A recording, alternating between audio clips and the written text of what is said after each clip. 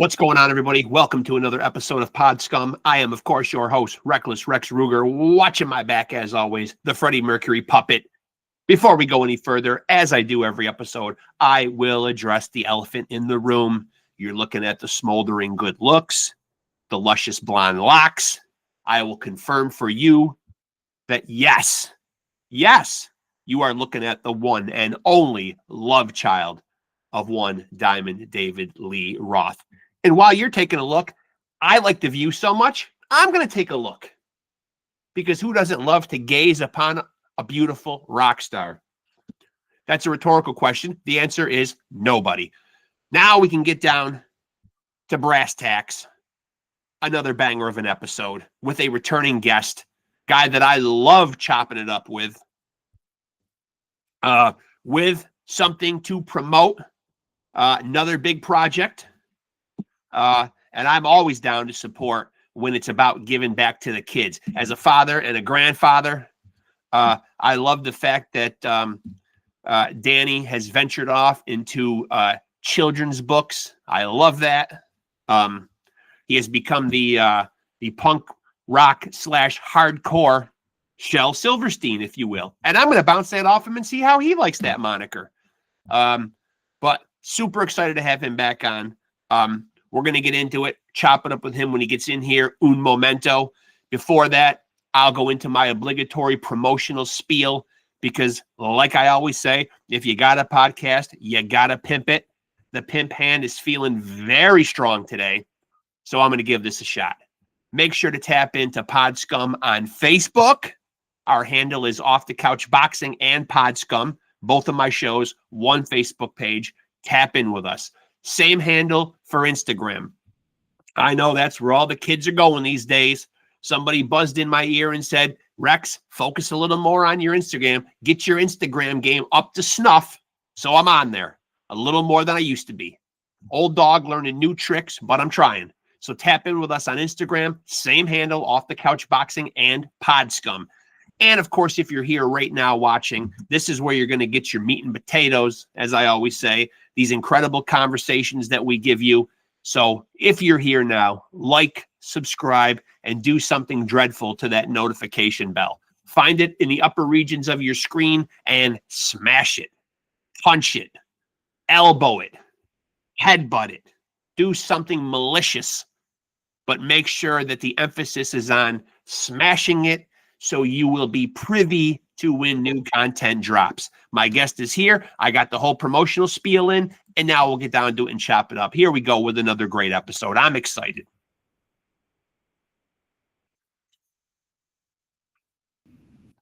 Danny.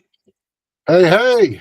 At the liberty of not really knowing if this was a good comparison or not, and now that you are a children's author, maybe you could speak better to this. In my preamble before you came in here, I called you the punk rock / hardcore Shel Silverstein. I can't take that. I like that. I wasn't sure if I could even think of any other children's authors that were male. I didn't want to say Dr. Seuss because you're doing something on a much higher level than Dr. Seuss. You're not just dumbing it down and just rhyming words. No, and they're not to impugn the work of Dr. Seuss by any means. Sure. Yeah, I don't know. I don't know if there's another I could think of. I'm sure there's a lot. I mean, I don't have kids, so right. I'm out of the loop, I guess you would say. And so given the fact that you don't have kids, though, but was there a children's book or that resonated with you growing up? Yeah, there was a few. I mean, and that went into while me and Mick started working on some of these kids' books, some of the ideas. There was a Muppets book that I had. That I don't remember the storyline of it, but the visuals of it I loved, where Kermit the Frog and the rest of the Muppets were out on an ocean and they have a picnic on top of a whale. Okay, and I loved the images of that book, the colors, the brightness. I mean, when you're a kid, sometimes before you even a good reader, sometimes those images are what sucks you in. Yeah. That was one Where the Wild Things Are. I mean, I'm a huge fan of that book. I love that caterpillar one. I love the colors of that one, the art design, the Hungry Caterpillar, I think it's called. There was a few books like that I absolutely loved as a kid that that were my favorites. And then I had the typical, Disney books. I had what was another one that I loved was Gremlins. Yeah. So, I mean, I was 8 years old when Gremlins came out, and I had every Gremlins book you could think of that came along with it. So, is that important when you write a book? And like Mick Lambro does a great job in illustrating these books, though, man.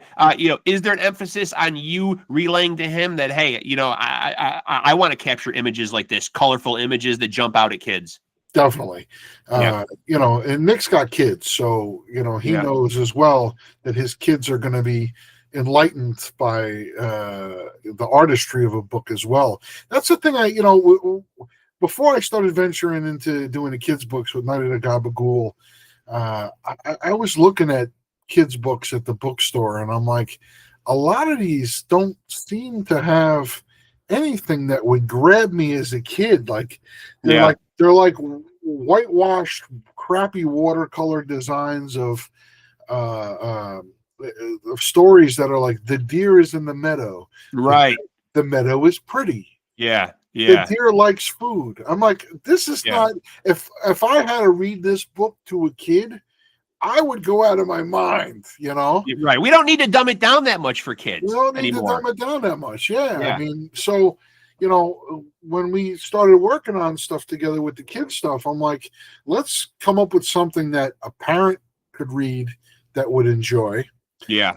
And a kid is going to read because it's absurd. Right. And because you love absurdity growing up as a kid. I literally was just before I popped on with you, was watching a video because Dr. Demento retired last night. Yeah.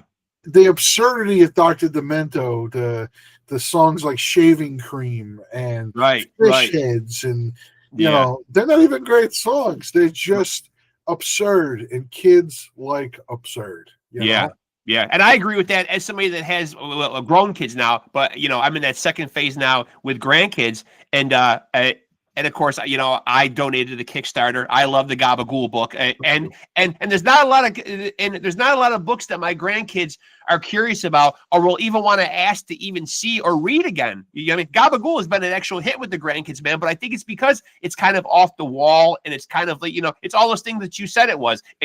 It's not just, oh, look, we watched this animal on this journey, you know what I mean? And he's doing the same atypical stuff that these characters do in these movies all the time. It's a little off the wall. It's a little off, off center. But I think kids are, I think that's where we are now with kids. I think a lot of the writers that write those books today and the acclamations that they get from literary stuff is because a parent goes, this is a sweet book to give to our kids. Yeah, it's sanitized. It's sanitized. My parents were like, oh, you like Gremlins? Here you go. Right. You like monsters? Here's a book on Frankenstein or Dracula. Like they let me. So I mean, you can see by my room here. They let me kind of go with what I wanted. I mean, I'm 50 years old next year. Yeah. I just got the latest issue in the mail of Mad Magazine that I have a subscription to. Right. My parents let me get this stuff when I was a kid, and I'm still at this day, reading Mad. I mean, I'm not folding the back page anymore. Right, you've learned.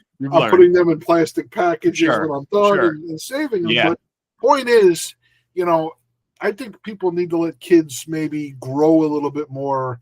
And explore a little bit more without censoring them as much. And obviously, I'm writing a kid's book, so I'm not writing anything extreme with this here. But I'm trying to take things into a level that a kid would go, "Hey, man, this fun to this book." Right. Yeah, I have a copy of it downstairs, but there is a book, and there's not many, as I said, that my grandkids will circle back and want to check out again. But there is one. And maybe because you are in that same age demographic as me, you might remember. Do you remember a book called The Five Chinese Brothers? No, but I'm interested. I'm intrigued now. Well, this was written back in the 1930s. And the premise of this, and it has been a hit. I remember being in the school library when I was in elementary school. And it literally is about five Chinese brothers. They all look identical. and all of them have like a different power. The one guy can, well, he starts out, he swallows the whole sea. And so he can fish, so he can find all the fish. And a little boy wants to come along with him, and the little boy starts wandering out there. And it shows page after page. He's agonizing, trying to hold the ocean in his mouth because he told the kid he could come fishing with him. Finally, he has to let the ocean back out. And we're to assume that the kid drowns and dies. We're talking about murder here. And so he goes in front of a judge, and each one of them. Well, the bottom line is he keeps going back to the mother because he keeps saying, "Can I go bid my mother farewell?" Okay, he goes back, and the next brother comes back, and they keep duping the judge because the next one is, okay, we're going to cut your throat. But the next brother has an iron neck. The next one can't be drowned. They throw him in the water. You turn the book sideways, and you can see that he's got his head above the water, and he's tall. Next one, it's great. The 5 Chinese brothers. Yeah. It almost reminds me that I feel like that Kung Fu movie knocked it off, the 5 Element Ninjas. Yes. Yeah. Where you got a ninja that does water, a ninja that does fire, a ninja that's earth, a ninja that's steel, like a mineral. Yeah. And I don't remember what the other one was. I think they did try to sanitize the end of it because the last brother came back and they literally put him in an oven in the middle of the square, and all the town is watching. And finally, the judge at the end just says, okay, and they, it's the whole, the 5 brothers lived with their mother happily ever after. But they shoved him into an oven, and I don't know why, but it was filled with whipped cream. Oh, wow.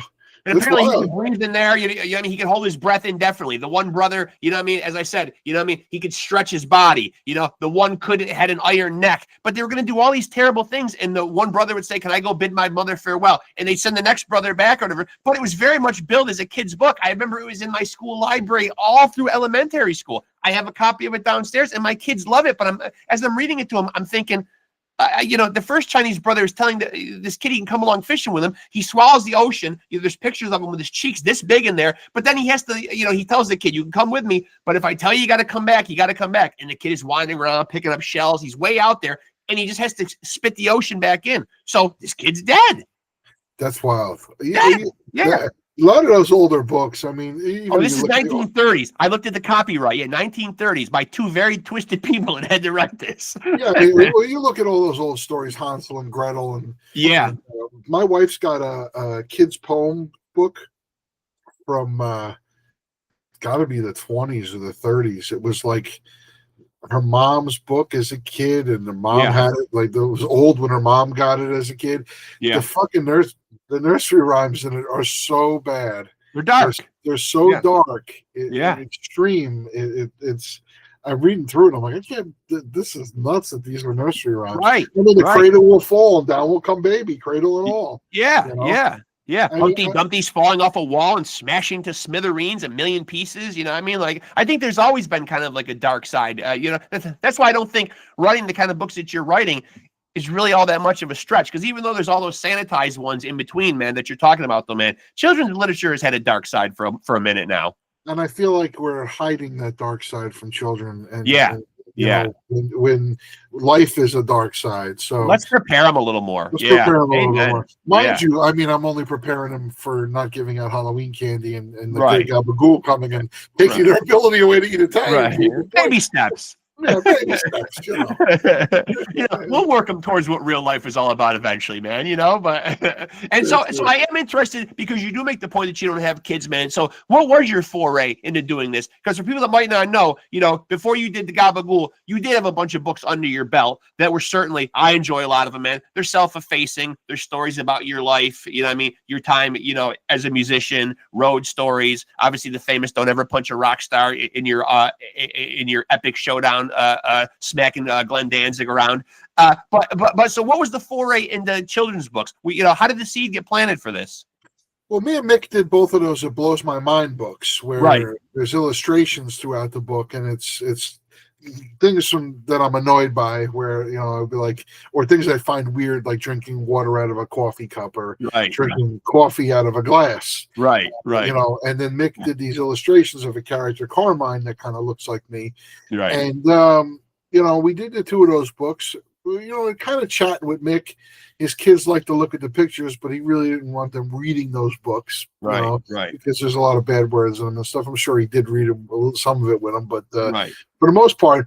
But listen, I'm a big kid myself. I'm still collecting Garbage Pail Kids, and I'm still collecting toys and Mad magazines and comic books. There's a new comic that I'm totally addicted to called Santos Sisters. Okay. It's totally like the style of like Archie comics. Yeah, I can see on the cover. Yeah, but it's adult. It's adult. Adult humor.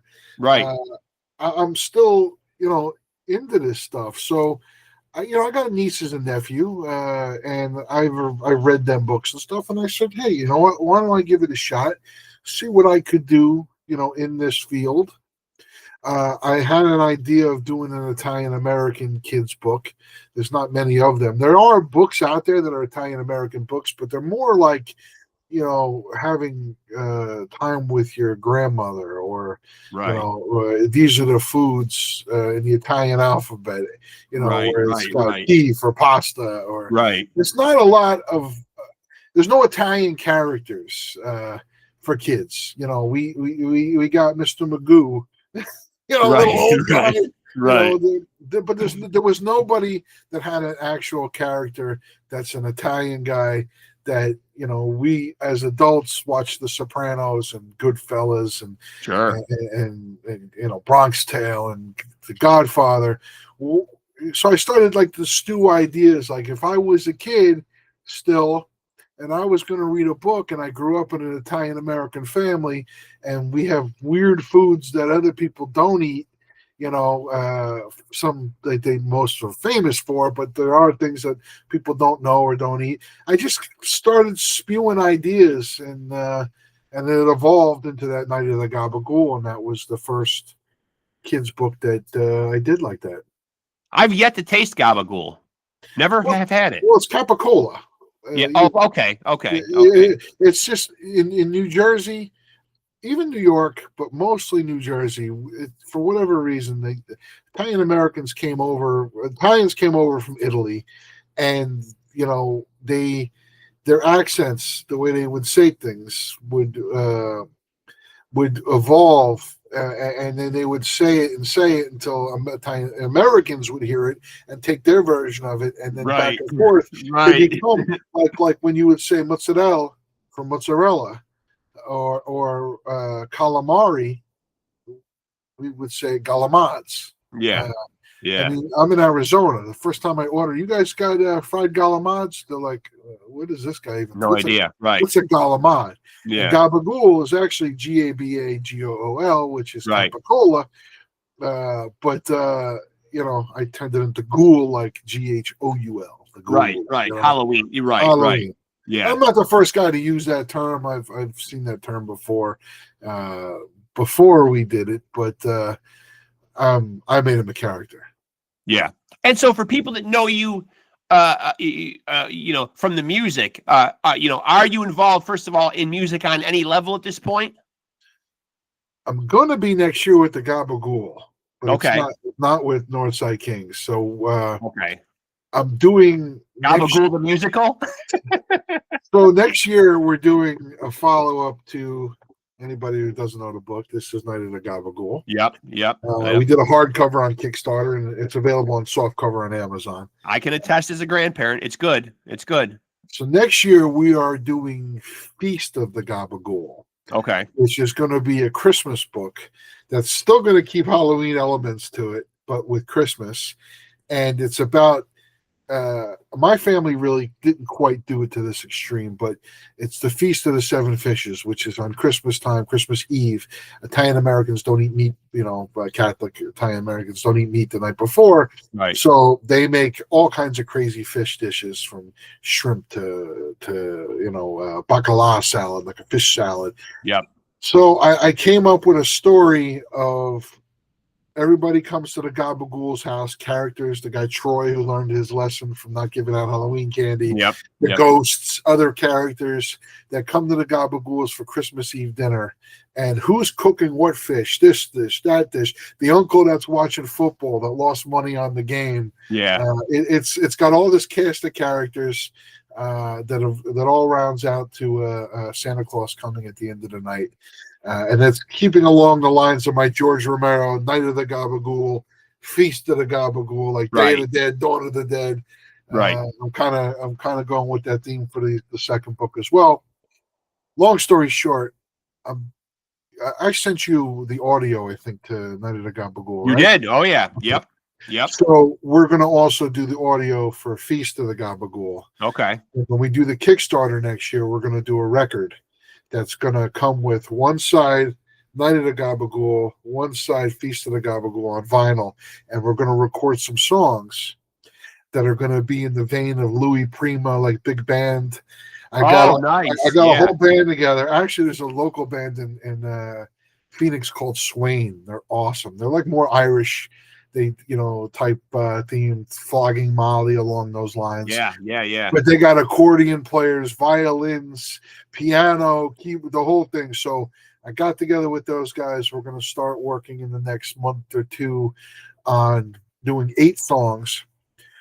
2 songs that'll be on the GabaGhoul audiobook record versions. Right. And then we're going to do a 7-inch that's going to have 2 or 3 songs on each side. And then I think I'm going to make one of those floppy records that you would get in the books when we were kids back in the day. Oh, yeah. That I'm going to make that can slide into a book as well, which would probably 1 or 2 more songs. So they're going to be like 8 songs in total. I wrote 2 or 3 originals, completely original. And then I rewrote a couple old songs, like this guy Carl Kokomo that has this song Rigatoni, Mustacholi, and Spaghetti. Yeah. But I changed it up to the GabaGhoul, so it's like it's the type of meal you're never gonna forget. Yeah. When the GabaGhoul's in town, don't be bashful, just sit down for bacala. Something, so I forgot what it was, but yeah, I rewrote those songs as well that we're going to kind of cover and redo. So I'm going to do a bunch of big band songs with me singing with like Louis Prima. And I like the idea of the floppy album in there too, man, because as a collector yourself of stuff, I mean, you can obviously appreciate that sometimes people like something collectible. Yeah, you know what? Yeah. There's a book that came out in the 80s that I still have on my bookshelf over here. Calvin and Hobbes did, called Billy and the Boinkers. Okay. And the cat had this punk band called Billy and the Boinkers. Yeah. And it came with a record in the book, and it had 2 songs. One called You Stink But I Love You, and then the other one, I forgot what it was. But the band Mucky Pup from New Jersey love them. Recorded those songs, and they re-recorded You Stink But I Love You on their Boy in a Man's World album. But they originally did it for this Calvin and Hobbes record. Every time I go to a bookstore and I see that book in the old bookstore, I always open them to see if the record's in there. Sure. Is it ever there? It is, which is crazy to me. People didn't pull it out of their book. I have the book with the record still intact, and then I have another record from my old book that I lost years ago. Yeah. So I've bought the record over again with the book intact, and then I got that floppy record, and I pop that on once in a while. I mean, it doesn't sound as good as the recording, but it's still Mucky Pup, which were the greatest when I was a kid in New Jersey. So loved them. Yeah, of course. Yeah. And so what about the books previous to the kids' books, when, as I was alluding to earlier, where you did tell the, life stories, that self-effacing humor that people will remember from your early books. Will we see more books in that vein? Yeah, I don't have it. I have a title already for one. I started working on one where I jotted down a bunch of stories recently. I got like 4 or 5 chapters into it. It's hard to try to juggle, work and life and everything else. But I came up with a title called Skeletons I Brought to the Party, True Tales from a Social Liability. Nice. I even made a little mock cover. Nice. Yeah. Me with this stupid pig mask. But I'm probably going to do that maybe in another year or two. There's 4 stories in it so far that are outrageous. One was when I met Sean Lennon, and I was wasted, and I thought I was drinking a beer, and I drank a whole bottle of Worcestershire sauce, and I was pouring beer on my steak. There's a whole crazy story with that. Me playing pranks on people. A lot of it's stories of like like insane pranks, that I Yeah. played on friends or friends have played on me. A couple other ones like that. It's just going to be random stories. I may release that with. I have a friend that's got this cool skate company called AZPX Skateboards. They're like real big in Arizona. They're like basically they make decks, everything. JFA, the old skateboard. They put out releases of albums and stuff too. And he's starting a little publishing thing. So I think I'm going to. I think I may put that with him and just let him put the book out. He's a good friend of mine. He's built my websites and helps me with all kinds of stuff. Yeah. So I feel like I owe him a book. Oh. Yeah. Now, I would like to throw down the gauntlet, and because and maybe I've told you this before, you might remember, I am a big fan of the audio version of To Make Matters Worse. I don't know how many of those stories you recollect. You obviously wrote the book. I don't know how much you revisit it, but is there a story in there that you could think of and maybe leave a detail or two out and quiz me? Okay. Because I know you listened to it quite a few times. I studied it like the Torah. Yeah, I have. I have. I fall asleep in your voice quite a bit. At the risk of not sounding too creepy, I'm a big one for audiobooks because I've had a few eye surgeries, and it has gotten a little harder for me. I had a couple detached retina surgeries, but I do like the audiobook, and I do like I have this technique now where I go to bed at night, and a lot of times it'll be this guy that posts like 3-hour marathons of the Howard Stern Show on YouTube, and I put that underneath my pillow just so it's muffled enough. Or it's audiobooks, and I fall asleep to them. And usually the phone just stays on all night or until the book ends or I fall asleep or whatever. But, yeah. I got a quiz question for you. What was the song? I don't remember the guy's name in the book because they changed his name, but the Guido guys, his real name was Tony Leonardi. I'll say it now because he passed away, I found out. Okay. So what's the difference? I gave him a different name in the book because I didn't want to call people out. Okay, fair enough. But what was the song that Tony Leonardi and his friends were working out to when we stumbled upon them in the woods while the Guidos were working out, lifting weights in the backyard? Oh, they were listening to Marky Mark, Good Vibrations. Yes, there you go. Yeah, I was waiting to see like which one. I remember Maytag's Scared Straight. I thought it might be a Brooklyn Boobs question. I know them all. You're not going to throw me any curves, man. I know that book. That's great. Yeah, those guys, man, they beat the shit out of us in school so many times, and then we were like, we're going to get them. And we went to do recon with paintball guns. And there they were, Good Vibrations. Like literally the weight bench was in the guy's backyard and his friends were like just working out. At first I thought you were going to ask me what song was playing. Because I remember at the Brooklyn Boobs party, you guys were walking up and there either was a song playing or you imagined there was a song playing. I imagined the song playing, but I forgot the song. Do you remember? I don't remember what it was. Was it Mac 10? I don't remember. But yeah, there was a song in our I do remember when you said you were in the party, though, man, that you thought about that song, Are You Ready for the Sex Girls from Revenge of the Nerds? When all the girls were coming on. That was the wildest thing ever. I mean, that party. We actually changed Joey the Face's name, too, in that book. I figured. It probably is good to do that, though. You know what I mean? Just because you never know who's going to think it's as funny as you think it is. And, maybe somebody doesn't want me telling these stories about them. Right. So you say, and the people that I'm friends with that know Joey the Face, they knew right away when I said Joey the Face. Of course. Of course. They know the stories, So. Right. And so now the newest venture is Dana and the Lost Lizard, and this I really like because it sounds like again you're you're putting in really cool elements but first before we get to the actual synopsis of the book though, man, how do you link up with Gloria Cavalera? I know you live in Arizona. The Cavaleras live in. I love the Cavaleras, man. I mean, they are literally. I had Richie Cavalera on the podcast, and I literally said, you guys are the Partridge Family of metal. I love the way they keep everything in the family. They travel together. Everyone's in the band with Max. The grandkids sometimes go out on the tours, man. It's great. I babysat Richie. They're the best. Yeah. I know them all since they were little. Yeah.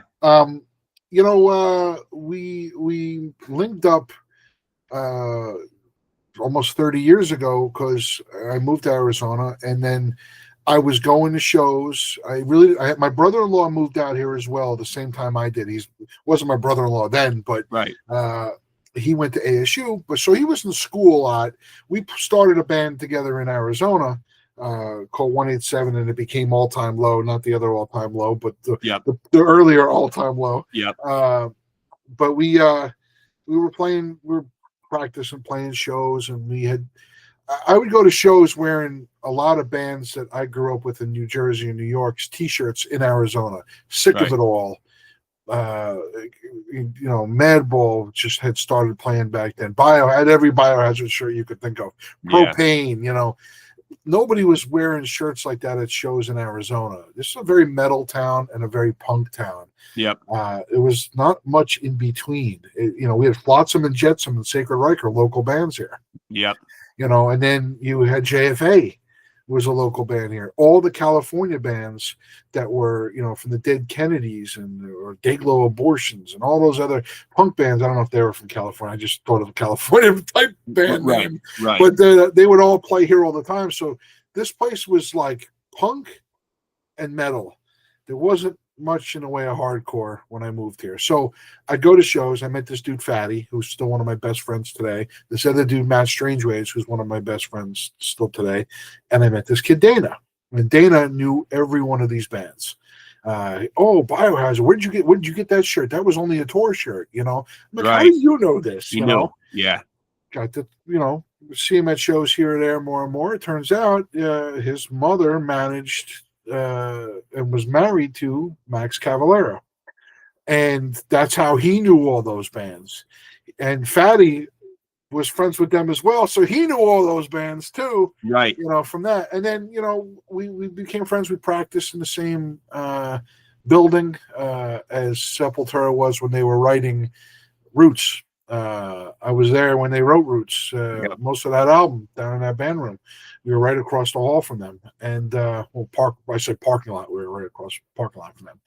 And we just became good friends. I mean, their family's been, good to me. They're good people, the whole family, from the Gloria's parents to her brothers. I mean, I know them all down the line.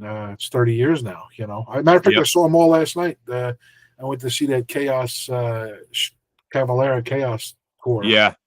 Awesome. He played every song off of Chaos AD live. And it's cool. Nobody's more. I mean, there's nobody more metal than Max. I mean, he really flies the flag always. There's no hiccups in his discography. Oh no, not at all. And it was cool to see his brothers playing drums. His son is playing bass. I mean, it's like a family affair. It's cool. And I've known those little kids. Like I knew Igor when he was almost born. Little baby Igor. So I call him Little Igor. Yeah. I've known him since he was 1.5, 2 years old. So. And so does Gloria approach you? Because obviously in the title, Dana and the Lost Lizard, for people that might not know, and I don't even know all the details, but long story short, Dana, did end up passing away, unfortunately. Yeah. Yes. Yeah. So this is kind of a nod, homage to him by his name being in the title. It is. It's a lot more homage to him than you probably even know, and I'll tell you. Okay. So Gloria and Max loved Night of the GabaGhoul. Okay. They were like, wow, you made a kid's book. Yeah. Because a kid's book is a different level of a book, I think. You can write a book, it's got text. When you come to write a kid's book, you have to design pictures to go with the text. You're really telling a story. It's like a cartoon, but in a physical form. You've got to captivate. You have to captivate. It was a lot harder than I thought it was when we did that. And they were very impressed with the book. And she and I were talking, and she was like, I would love to do some kind of a book with my family, a kid's book. How amazing would that be? And I said, well, let's kick some ideas around. I'm going to do another GabaGhoul book, but in between, maybe I could do another book. And we started kicking around ideas. And then I remembered Dana, and Dana had this iguana named Moose that was always loose around that house. Which for animal people, you're not supposed to have an iguana loose. Right. For kids, don't let your iguana loose. Right. This thing was loose, and Dana wore him on his shoulder, and it was like his pal. Yeah. And he brought Moose everywhere with him, and I thought of, well, what if let's go with the theme of your family. What if we took Dana and made him a little boy, and we put him on a quest to find this iguana that was always loose around the house? Because you'd sit on the couch and the thing would pop up from behind the couch. You go, right? What is that? Yeah. The dinosaur popped out of nowhere. Yeah. So I started kicking around ideas, and we went back and forth with some stuff, and came up with this idea of a story about a little boy who's got a pet iguana named Moose. I kept the iguana's name. Yep. And the thing gets loose around the house. And where is it? Is he here? Is he there? Is he this? Is he that? And then it just gets more ridiculous. That's where the absurdity comes in that I like for a kid's book, where the iguana's now, is he at the fair riding a hot air balloon? Is he driving a monster truck at the monster truck rally? Is he throwing a football? Is he, fishing? Is he doing this? And it just evolved into, this here, with a boy looking for his pet iguana. And there's so much little metal stuff I hid in this book. Even this shirt, you can probably kind of see there, it's just a nuclear cloud, and it says whoops. Yep. I had an old Nuclear Assault shirt when I was a kid. I have a picture of me my freshman year playing a show, and you could see the back of the shirt in the picture. And that was the back of the Nuclear Assault shirt. On the front, it said Nuclear Assault, and it was the circle with the one eye. Yep. And on the back, it just had this like a tower, like those nuclear towers. Yeah. And it had the smoke coming out, and it just said whoops. That was it. So I'm like, okay, well, let's give Dana that kind of a shirt, Yeah. Especially because Dana knew Nuclear Assault. Gloria had a club in Phoenix way before my time called Bootleggers. I think that's what it was called. And she would book shows before she managed bands. She booked shows. Her and her brother Paul had this rock club, and they booked everybody. So she knew tons of bands from back then. Before she started managing Sacred Reich, she had the club, and Nuclear Assault would play there, and they would stay at the house. And there's pictures of Dana with Danny Lilker when he was a little boy. So what better shirt to give him but a Nuclear Assault shirt? Right. Yeah. Yeah. So was that important, to Gloria to not only, have Dana and keep that authentic and keep the Moose thing, but did you guys talk about, hey, because Gloria, is part of the Cavalera tribe, what I mean? They're so known for music. They're so known for metal that we have to put these little Easter eggs in here. No, that was kind of me popping them in, and I just I kind of come up with these different ideas, and I, what's the expression? Not fishing, but we were spitballing back and forth, and I wanted to add some elements that reminded me of Dana as well with the metal. Right. And because that kid, man, he was hip to everything before it was big. He knew about every band. If he didn't pass away in that accident, he would have been a tremendous A&R guy. Yeah. He knew the Deftones before the Deftones were signed. He had the demos. Just had an ear to the pavement. Just knew what was going on. Ear to the pavement. Knew Korn. Yeah. He knew Korn before Korn was a big band. He had their tapes and their demos, and would tell people, you got to check this band out. They're coming to Phoenix. Nobody knows who they are. It's 12 people at the show, Right. But he knew them. And then, he just had a good ear for it. So I wanted to add a lot of that in there. I mean, we gave him that bit of a shaved head. His head was shaved when he was a kid on one side. Yeah. Kind of gave him that Brazilian guitar, like Max's guitar. Like Max has, yep, with the Brazilian colors. And we did a lot of cool stuff. I mean, even I heard a rumor he was cooking, but I heard he was cooking, but that was a rumor. One of my siblings has a good sense of humor. Wait, where's the page I'm looking for? The chili. Gloria makes really good chili. She's like the king of chili. I actually wrote the lyrics with Max to Defeat You. Because I recorded 2 songs of Soulfly, and we wrote it over eating Gloria's chili in the backyard. Me and him were Is he eating a bowl of my mom's famous chili? and I got them eating the chili, you know. Yeah, nice. Yeah. So there's a lot of nods to the Cavalera family then in There there. is, even the grandpa. I mean, Bill, Gloria's father, he was a character. That dude was one of my favorite dudes. We have a page where he's in the car.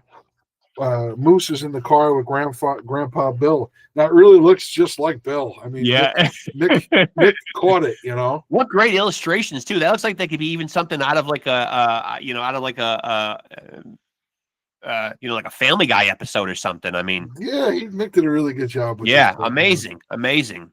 My favorite page in the book is well, it's not my favorite illustration, but my favorite page is where this is where it starts getting like ridiculous, because it goes from like, is he eating on the roof? Is he doing this?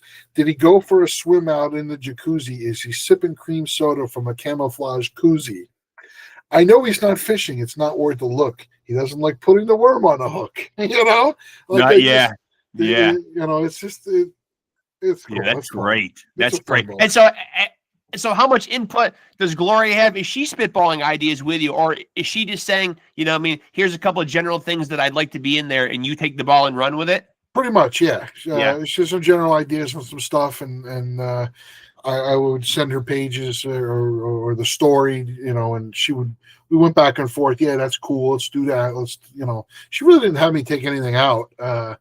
She really went along with everything that we came up with. She liked everything, and she was really easy with it. And we came up with some good ideas together. And, you know, give me some other ideas of that iguana around the house, you know, because she sent me funny pictures of the actual iguana like loose in the house. And, Right. You know, but so, you know, he was always on my desk. He was always here. So, you know, we just kind of went back and forth like that till we got it done, you know. And when you write these books, you know, children's books or otherwise, you know, what is your creative process like? Are you somebody that just kind of gets like sparks of ideas throughout the day and you're jotting them down? Or do you sit and say, you know, almost like punching a clock, like I'm going to sit here and I'm going to write? I can't sit down and just force it.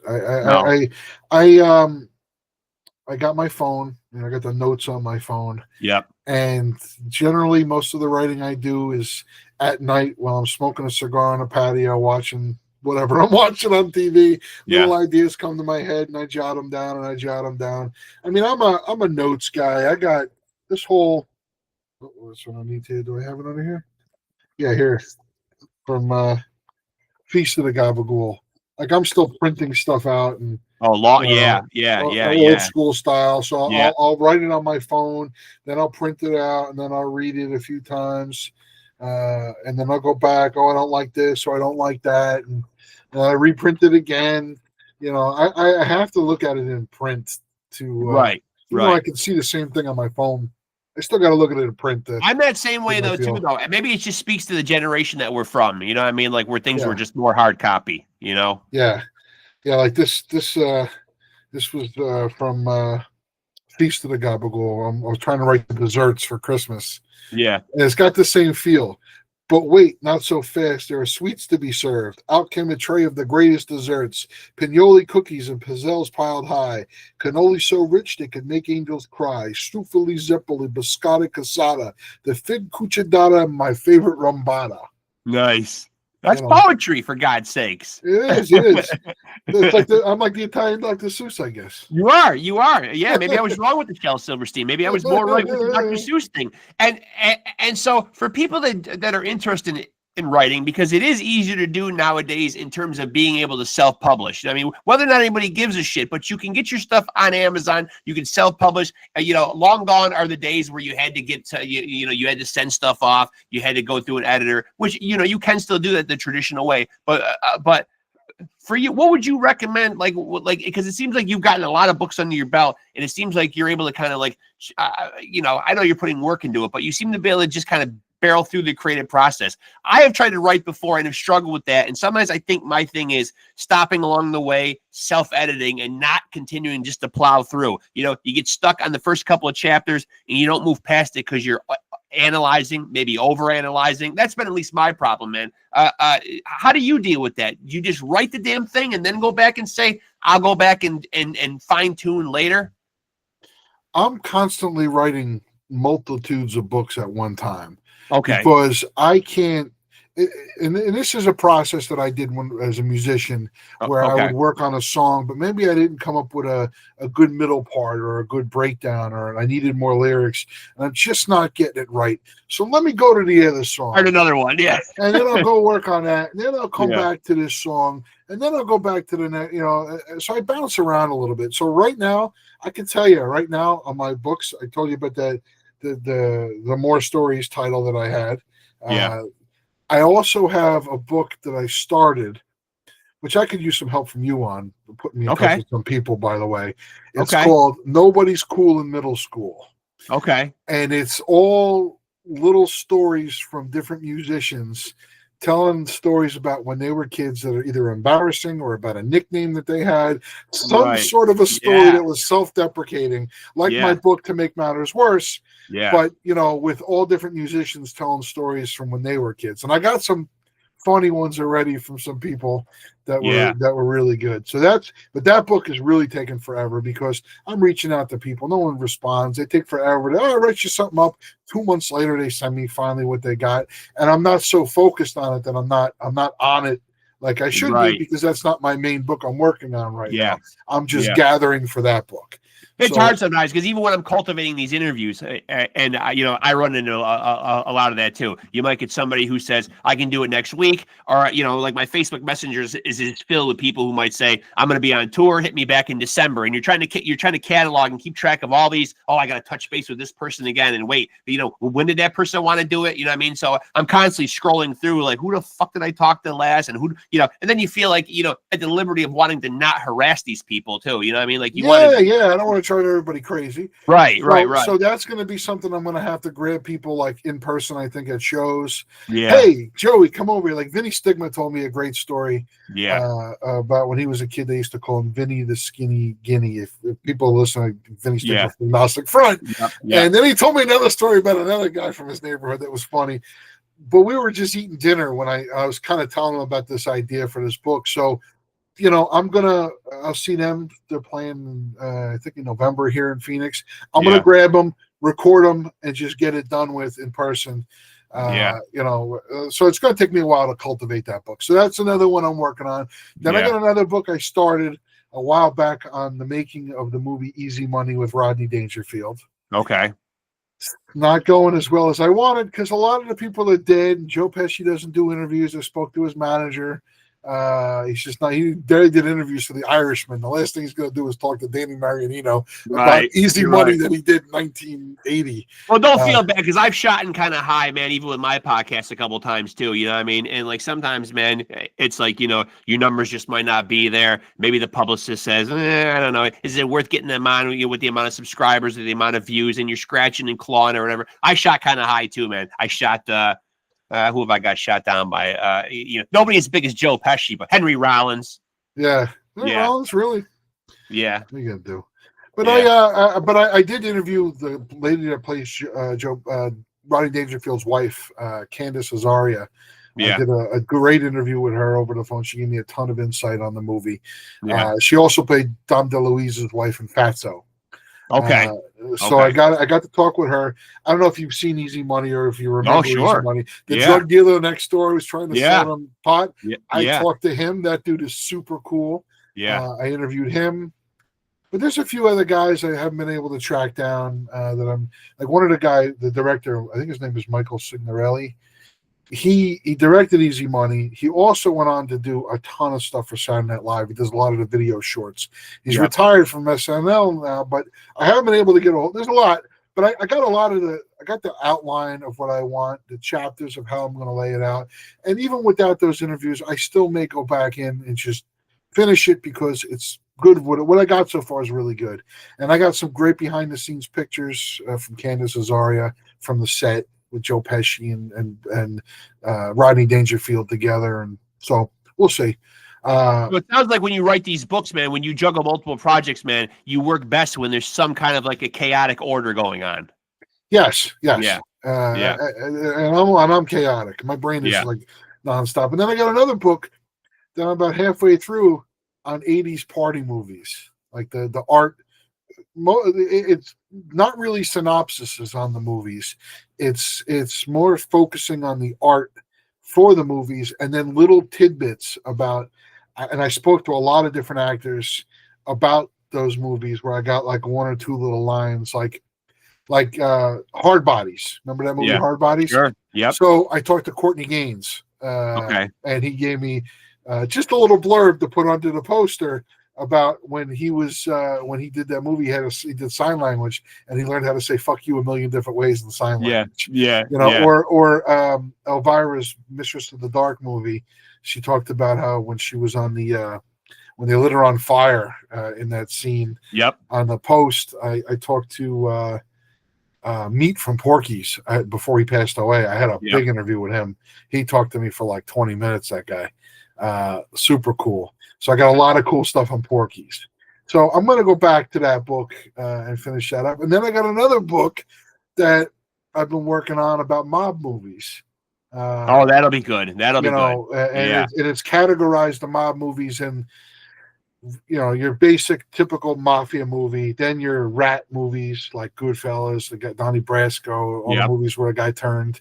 Then the typical Italian, from Italy, like that whole 70s generation of Franco Nero movies. The comedy mafia movies. These are more short synopsises, not much of an opinion, just giving you a little insight of what the movie's about, who was in it, or any little cool facts about it, and then the posters for the movies. So I've been working on that as well. And then there's also gangster movies from around the world, then the noir movies, the Bogarts, all those old school type movies like that are mob related. So I literally have like a ton of projects going on. It's just time is a tough thing. I work a regular job. I got a regular square job. And, I'm a married man, so I got to obviously not just sit in my office and rest. My wife, and I want to hang out with her. So, I do my best work though at night. My wife goes to bed at 8 o'clock-ish. I'm up smoking a cigar till maybe midnight, so I get a lot of writing done at night. Yeah, but it sounds, I really like the mob movie one, and I really like the embarrassing moments with the rock stars. See, I thought about this when I was doing this podcast, and then I thought about it, a couple hundred episodes in, but I told my son, I said all along, I should have been asking these musicians that I have on here, and I could have just put a book together of just the best advice they were ever given. Just at the end, just ask them like some, like you're talking about blurbs, advice or whatever, But then I think if you're going to use their name though, you probably do have to get some kind of consent from them though. Like, hey, could I put this in a book that you said this or whatever? I don't know how the logistics of it works. I don't know how that works there. I mean, they did it on your show. Right. That's true.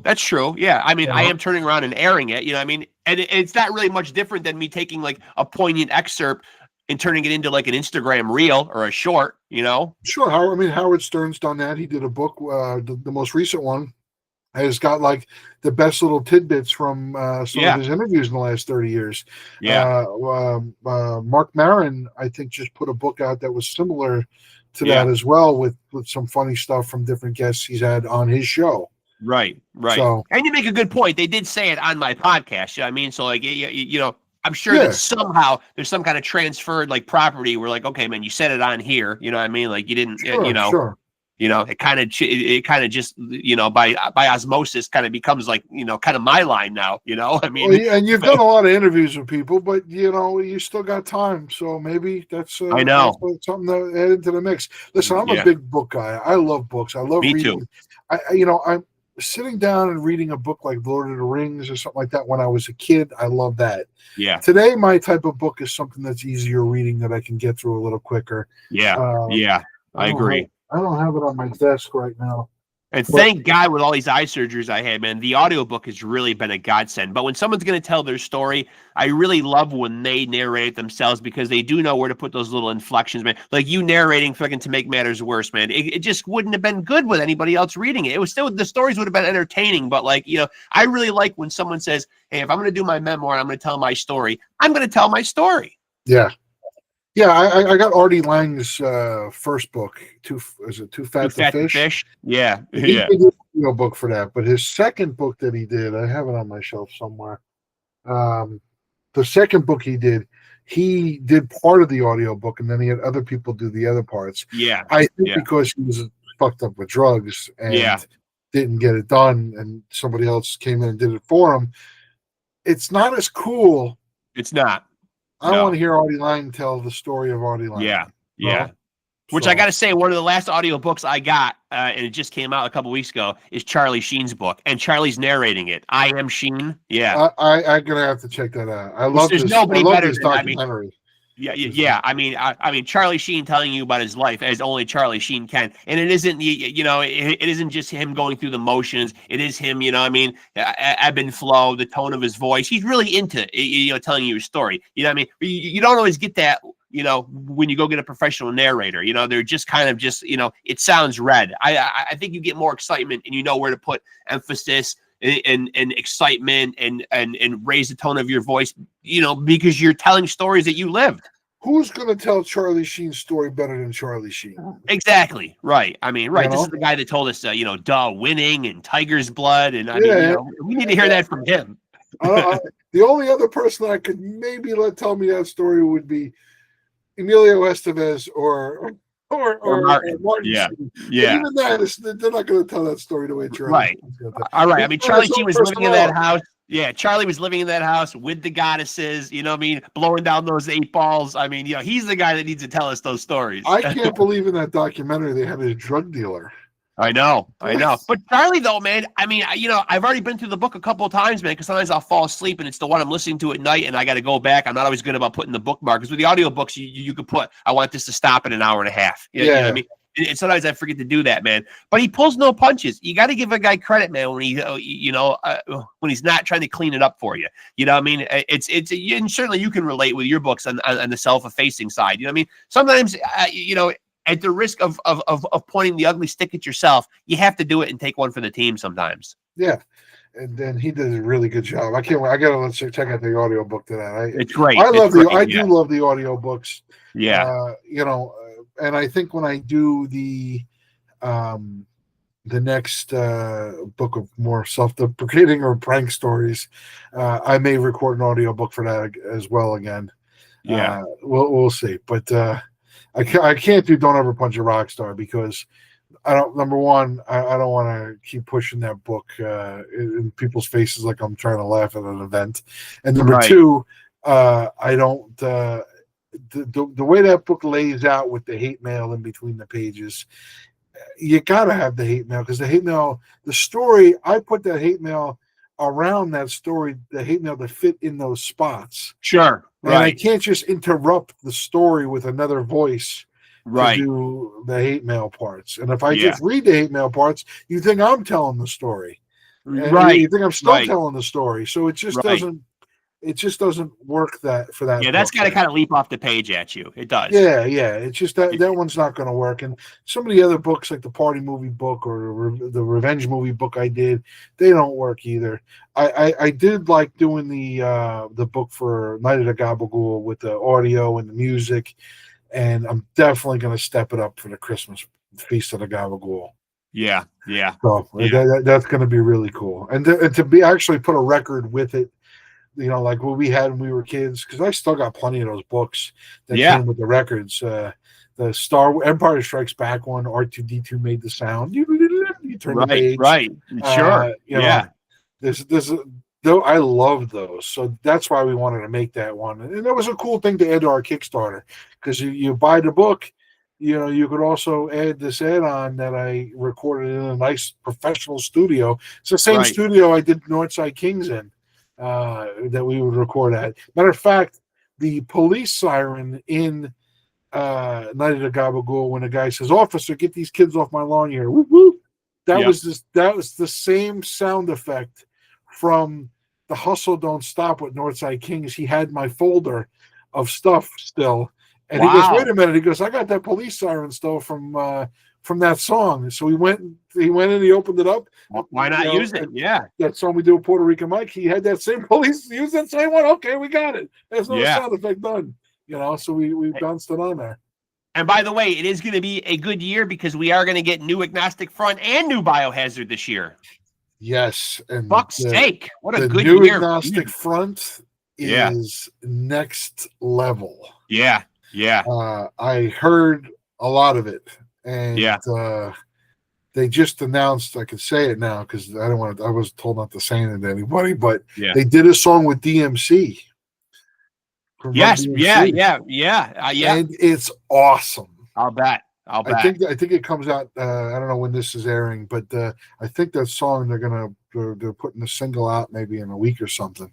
Yeah, it is so cool that they did a song with DMC from Run DMC. I mean, that was like Run DMC, the Fat Boys, and the Beastie Boys. When I was a kid, that's what made me want to become a musician. Yeah. That was my trifecta. I said, these guys, I like all three of these guys. And if I want to do something, I want to do it like this. Now, mind you, I didn't do it like that. But that was my inspiration to become a musician was those three.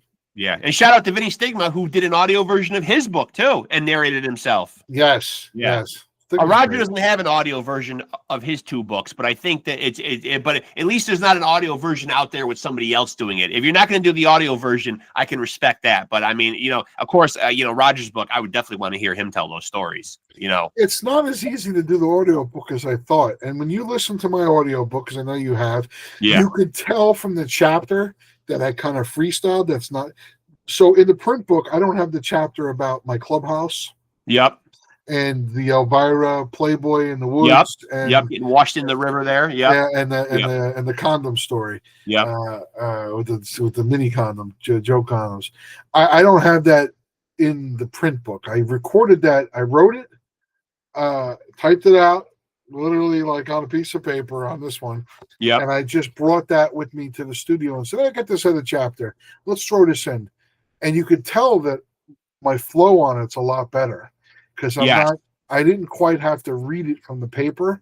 So I was reading it, but I kind of just did my own thing and went along with it. And I think if I was to do an audio book again, I would bring the book with me, but not read it exactly. Because I think my tone on that chapter is way better. When I hear that one versus the other ones, I want to go back and redo that whole book.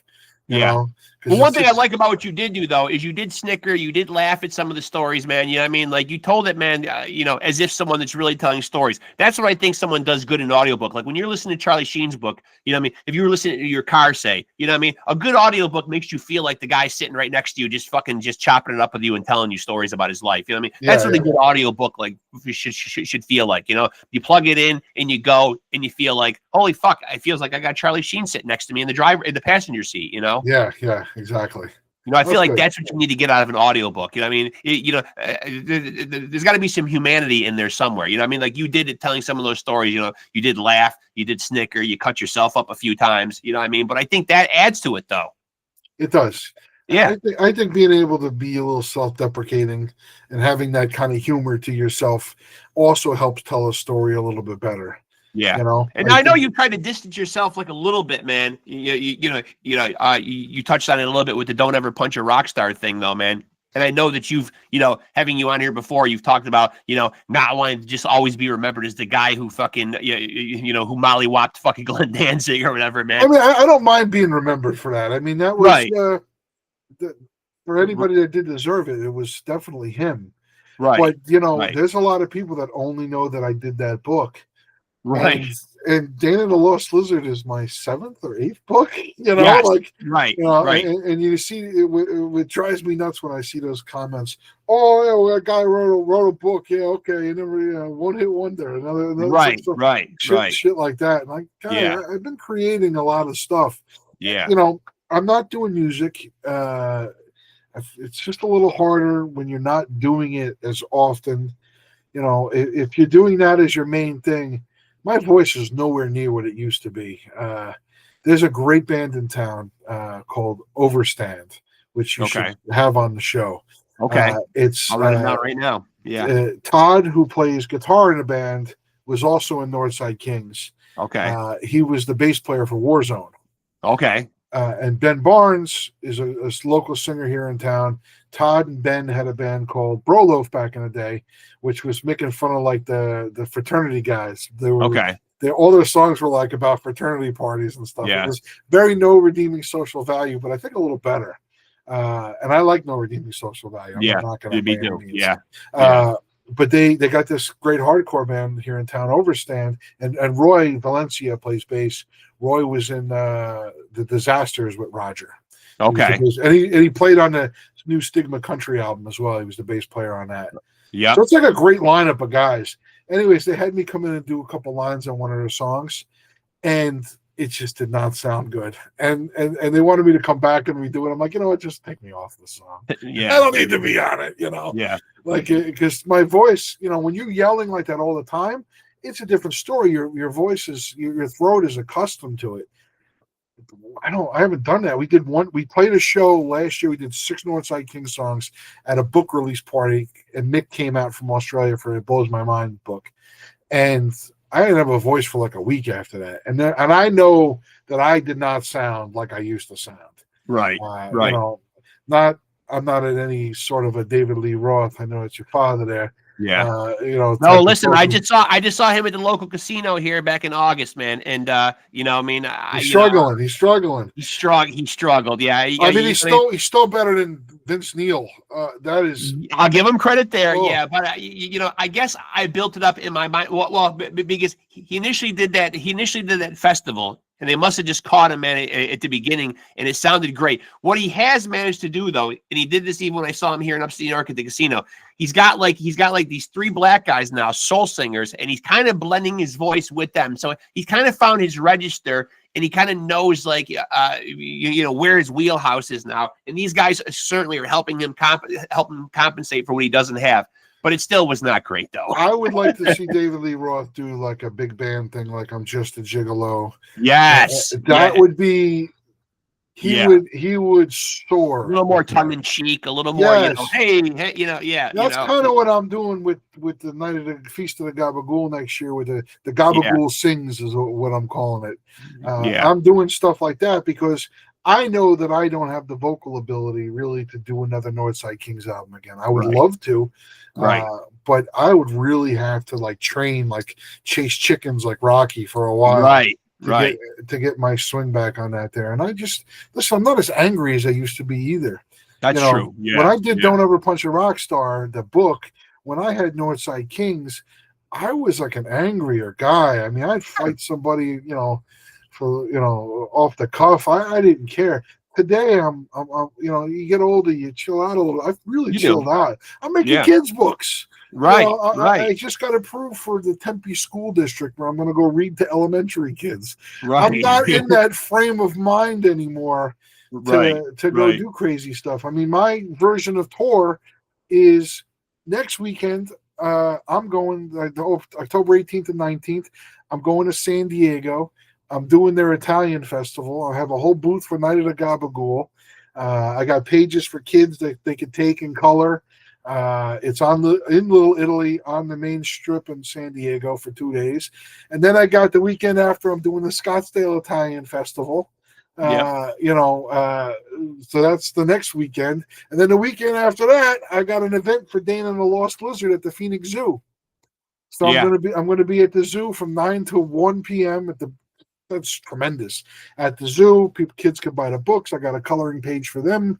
I'll give out some freebies, some stickers, some bookmarks and stuff. Your priorities have changed. I'm in a different mind frame. And everybody in my old band are pretty much, other than Ryan Butler right now, but he's had liver transplant and stuff. So he's not right. You know, that's not it. He's still in recovery life. Even though he's riding his bike like a madman. And there's a great video of him getting, not great, but he runs into a javelina. Yeah. And breaks his arm, and it's all on video. I felt so bad. It was hard to listen to. Now I can kind of laugh at it a little bit more. But Todd's got Overstand. Tom, that played bass with us, he's playing shows with his old band Hillbilly Devil Speak a little bit, and he's back with this other band called Blanche Davidian here in town. Jason, our drummer, has got this new album, metal albums, something Animals. They're incredible. I'll send you a link to them. Yeah. And he's doing a reunion show with his original old industrial band from the 90s called N17 in November. And then Luke has a band called Knife's Edge. Everybody else is out there doing other bands now. Yeah. I'm, making kids' books. So, but David Lee Roth, though, man, going back to him for a minute, though, man, he is doing a set that is predominantly, not even predominantly, all vintage Van Halen stuff, which is not easy to pull off. I mean, Dave, I think, might still be a tad delusional in thinking that he's 1983, 1984 Dave, and not realizing that he's 70-year-old Dave. And I don't just want to chalk it up to age. Certainly he probably lived a pretty hard lifestyle. I think Dave hit it pretty hard back in the day because, the following month, me and my wife went to the same venue, saw Steve Winwood, who's pushing almost 80, who sounds fantastic. So I think it's just a dichotomy of like, okay, man, you know what I mean? There's a lot of blow, there was a lot of chicks, there was a lot of booze, there was a lot of partying, yeah. Yeah, a lot of partying. Axl Rose definitely doesn't sound like Axl Rose used to sound, but then you hear some of these other guys, all of a sudden come out of the blue and you hear Tom Araya doing Slayer at Hershey Park in Pennsylvania, and you're like, wow. Right. But also, Tom Araya is not hitting those higher low notes that some of those old singers were hitting, Yeah. There's a big difference there. It's tough, man. Listen, getting old is brutal. I remember my dad complaining to me that, like, he can't do this and he can't do that. He can't see, it's starting to happen to me. And Sure. And I when I was a kid, I chalked it up to, hey, he's just an old crabby old guy. Right. And now there you are. But there I am, trying not to be crabby about it. Yeah. I'm at a show last night, and anytime I get a text message, I got to put my glasses back on. Me too. Oh, yeah. Okay, then take the glasses off, and then on my shirt, and then they're back on my pocket. It's just the whole night back and forth with the glasses.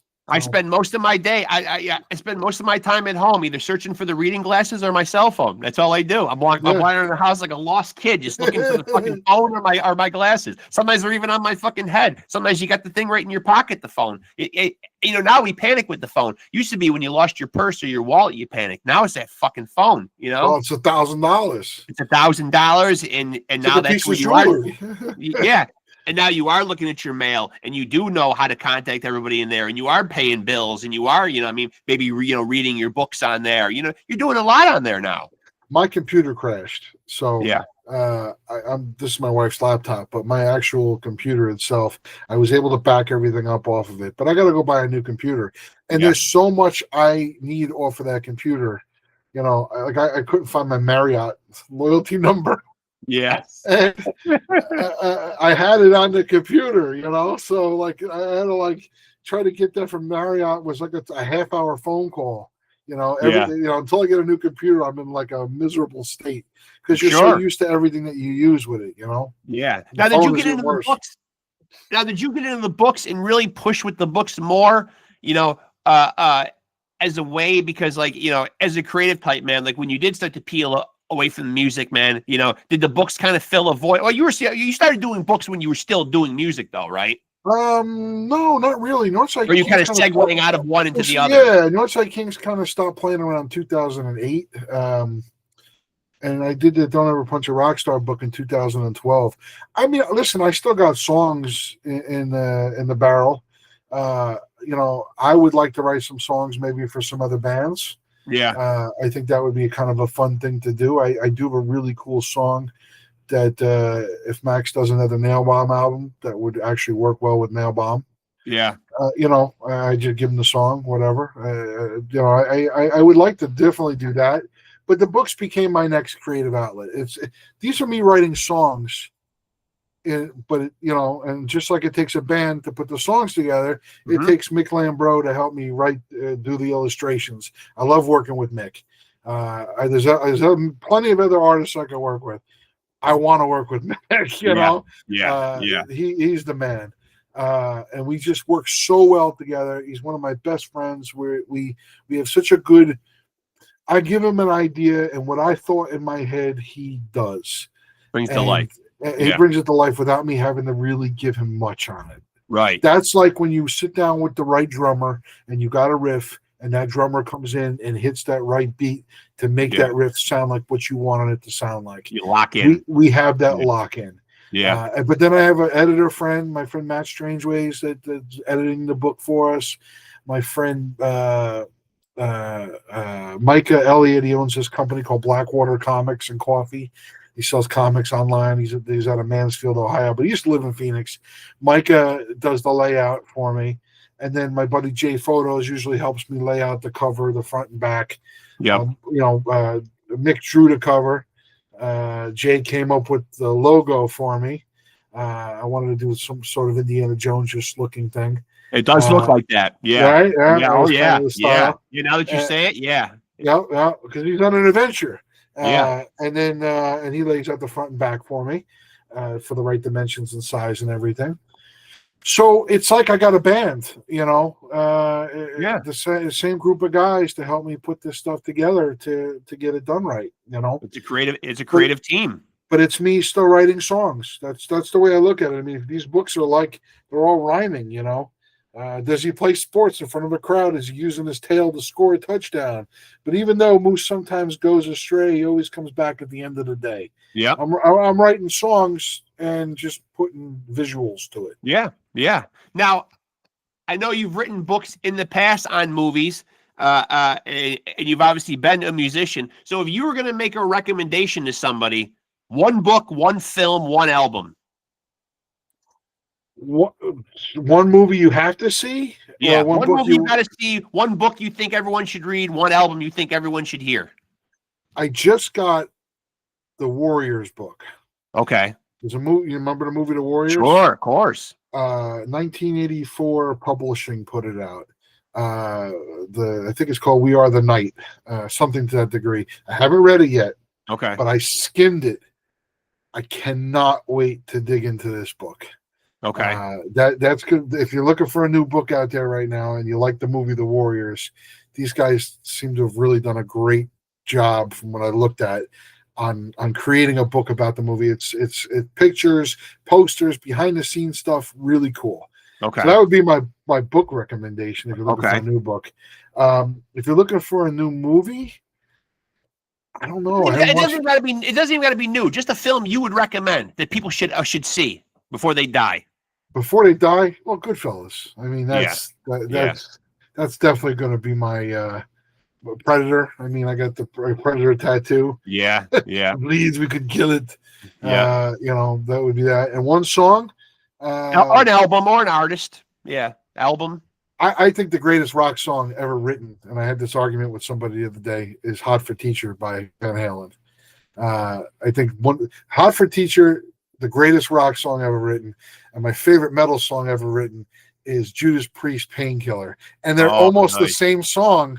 Yeah, if you kind of put them side by side from each other. Yeah, I didn't really catch that, but I listened to them both. I'm like, you know what? The same kind of drums in the beginning, like Judas Priest kind of took a little bit of Hot for Teacher. I was gonna say Van Halen had to be in there first, though, right? So if anybody's getting accused of ripping anybody off, it's got to be Priest ripping off Van Halen. Yeah, I mean, it's not the same riff. It's not, but it's the same structure. Yeah. Yeah, you're right. And so before I let you out of here, man, where's the best place to tap in with all this stuff? Where's the best place to go check out the book, tap in with you, tap in with everything that's going on?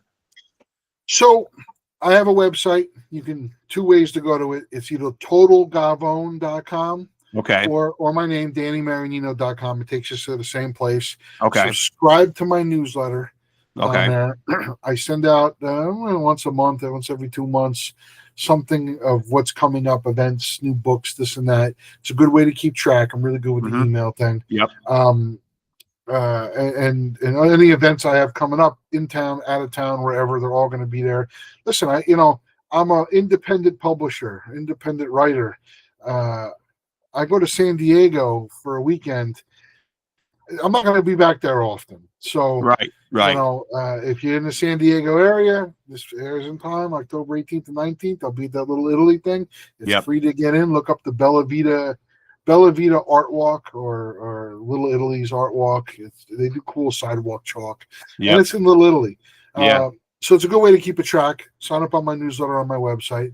My books are on Amazon. That's a great way to buy them. You can get them on Amazon. I also I have multiple web stores on my website on Total Gavone. There's a GabaGhoul website that's strictly just GabaGhoul stuff. There's all my books are for sale on there. You can buy Northside Kings music, digitally downloaded stuff, Northside Kings shirts, GabaGhoul shirts, my Total Gavone shirts from my side little company that I have. Everything's on my website, but a lot of people have Amazon. They like stuff quick. You go on this. This came out Tuesday, November 7th. It's available now for order. You can order it. You'll have it in 2 days from Amazon. If you want a signed copy, go to my website and buy it. Yeah. I remember when you did the GabaGhoul. I got a package of some cool stuff. Garbage Pail Kids, some stickers, some good shit in there, man. That was the Kickstarter. Yeah. So, because the GabaGhoul, we did this as a hardcover. Yeah, that's what I got. Yeah, we only printed 1,000 of the hardcover. It's signed by me and by Mick. I mean, it's the only way you're going to get the Australian guy and the American guy in the same book together, signed. But Amazon has for cheaper. So I sell this for $25 on my website, shipped in the U.S. If you go to Amazon, the paperback is $18.99. Yeah, you can buy the paperback version if you want it like that. So that's for the masses.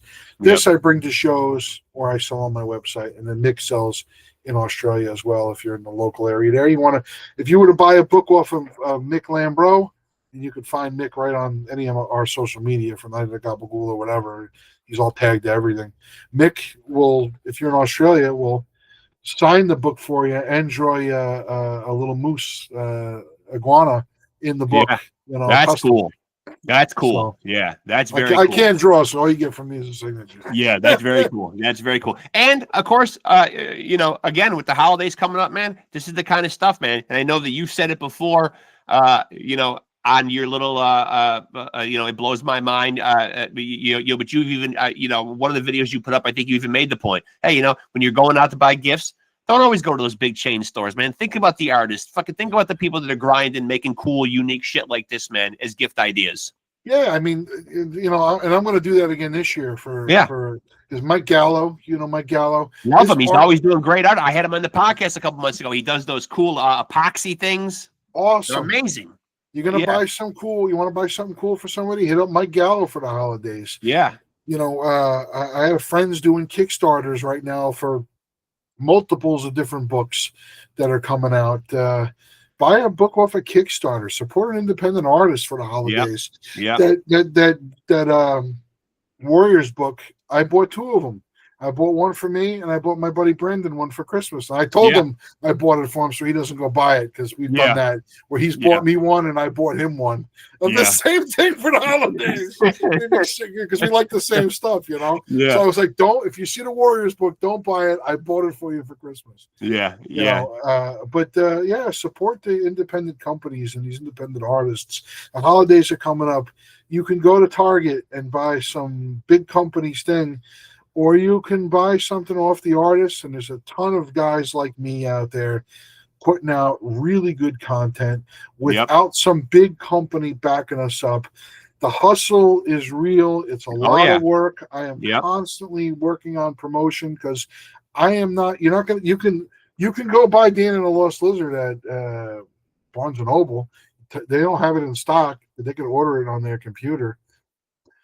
Or you can just buy it off of me and not give money to everybody under the sun, Right, cut the middle person out. Cut the middle person out if possible. And I say it all the time, man, because obviously, I angle for big guests on here if I can get them. But most of the people that come on here are from the rock, metal, hardcore, extreme metal world. You know what I mean? So I always add that caveat at the end of shows. If you're claiming to be a fan, if you're really about these artists, and they're coming through your town, get to a show, buy some merch, go on their website, sign up for a mailing list, be on the newsletter list or whatever, man. You got to show support to these people. You know what I mean? Before Adam West died, I went on his website. Adam West had a website, and I bought his book, Return to the Batcave. Yeah.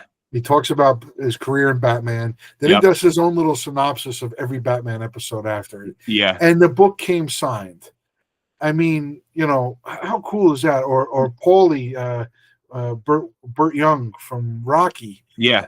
He had a website where he sold art when he was alive. Yeah. And I actually just bought a 8x10 signed picture of Paulie signed. Yeah. From Rocky, you know. Yeah. Yeah. There's so many guys like that. Even bigger artists. Well, do you think they're not making the money you think that they are? I mean, obviously Brad Pitt and George Clooney and guys like that, they're making tremendous money. You know, Iron Man. I mean, he owns a piece of Iron Man movies from Robert Downey Jr. from everything. The guy's making a ton of money. But then there's other actors that act, and you know, like Gary Busey's son. I saw an interview with him recently. Was it you that maybe interviewed him? Maybe it was somebody else. No, I didn't have him on. I didn't have him on. Jake Busey. Yeah, Jake Busey. But when you say that, I even think of a guy, even like a Chaz Palminteri, still out there doing that one-man show, Bronx Tale, has his own podcast. You know what I mean? He's getting ad revenue. He probably didn't make a ton. He wasn't like Robert De Niro level. You know what I mean? He was in a huge show, but he's a guy out there, even at his advanced age, still grinding. You know what I mean? Like he was on Modern Family, and he made money with that stuff as well. But there's a lot of other acts. I'd say he's probably a little higher on the list, but still not De Niro money. You know, so. They got to keep creating stuff, and they make stuff, and you know that supporting people making things independently is the only way that these people can continue to do it. Right, is for that support. You know, that's it. You know, the only way I can continue to make books to make this cost efficient, because you know there's still money that. Cost that goes into me making a book. Especially when you're giving people physical copies. Yeah, I got to print. You know, some of these books I print. Some of these books I print on demand. But I still got to pay people to do the art. I still got to pay people to create it. You know, Dana the Lost Lizard. If you buy this book on Amazon, me and Mick split this 50-50. Right. So you know, this isn't all going to me. There's another guy involved. Right. In our cost, and Amazon, I don't have to tell you, they take a nice piece of this as well. I'm sure. I mean, we sell this for $15.99. If you think we're making anything close to that off of each copy, it's not. So I got to sell a lot of books to recoup it. Now, mind you, I would have to sell even more books with a publisher to recoup any advance that they gave us. Sure. You know. Yeah. But you know, and working with a publisher, to some people, that's a great thing. I don't know if a publisher was to say, "Hey, I'll give you $50,000 or $25,000 to do the next book." You know, you're getting upfront money to do it, and maybe you just walk away from it. But they own your book, right? You know? Right. There's that. I would have to sell. If I sell 50 books, maybe I get $50. Right. You know, right. I don't have to sell as many books to come back because we own it. Me and Mick, we own it. Right, you know? Right, yeah. And Gloria, she will probably have these books on tour, on some tours here and there, and she wants books. She gets them off of me for my wholesale price. You know, what I pay for it. So, buying it from us, hand to hand, obviously is going to be more advantageous for us. But absolutely, you know, Amazon is a big place. It's the biggest bookstore in the world, so. That's a good spot, you know. Yeah, there's somebody. A lot of times, people want it easy. People want it quick, man. But they don't think about the fact that when they buy it that route, though, man. You know, I mean, they are contributing to big business, big corporate. You know, and we need big business and big corporate for things. Yeah, you know, I mean, they're the ones that keep certain things alive. You do some Italian festivals, you see Renewal by Anderson or this company or that company at a booth. Right. You know that they paid out their ass. But that money helped make this festival happen. Sure. Yeah. Yeah. You know? Yep. Well, listen, man. Congrats, man. Again, man. Another contribution to the literary world. Which it's always great to see, man, that culture isn't dying, because I sometimes often think, Jesus Christ, are people still fucking reading, man? Or they just got their noses in those goddamn devices all the time, man? But it is good to know, though, man, that, that there are still people reading, creating books. I mean, I grew up on books. I'm sure you did too. You know what I mean? The Like library, I had my nose in books a lot, man. Say what you Do want. you remember the first thing you got at the library? I remember mine, but I couldn't say that I did. What was the first thing you got at the library? it wasn't a book. So my mom took me to the library in Berkeley Heights, New Jersey, and she said, all right, you got me a library card. I want you to go pick out whatever you want. And she just went and sat somewhere, and I walked around the library, and I came back with Twisted Sister, Stay Hungry on vinyl. Nice. And she was like, that's not a book. I said, you said anything I want. This thing looks awesome. Yeah. You know, he's got that big ham bone, leg bone thing. Yeah. So she let me get it, and that was my first. It wasn't my first. The first book I got was a Walt Disney book, but that came when I returned the Twisted Sister album back at the library. Twisted Sister Stay Hungry was my first rental thing. Libraries are important. Yes. Reading is still a great form especially for children, to keep their brains going, to get their faces out of their phone. Yep. I'm all for trying to encourage children to read. And that's what's really got me kind of fired up. Two things: encouraging children to read so they grow up and become readers, versus our generation, which was sort of encouraged to read, but also said, hey, we have the Disney Channel on HBO. Right. Yeah. And then that, and the fact of seeing kids' faces all excited when they read the book. Like when you send me the picture, your video of your granddaughter reading the GabaGhoul book, you don't know how heartwarming that was to me to see that. Yeah, it's cool. Yeah. So that's important to me.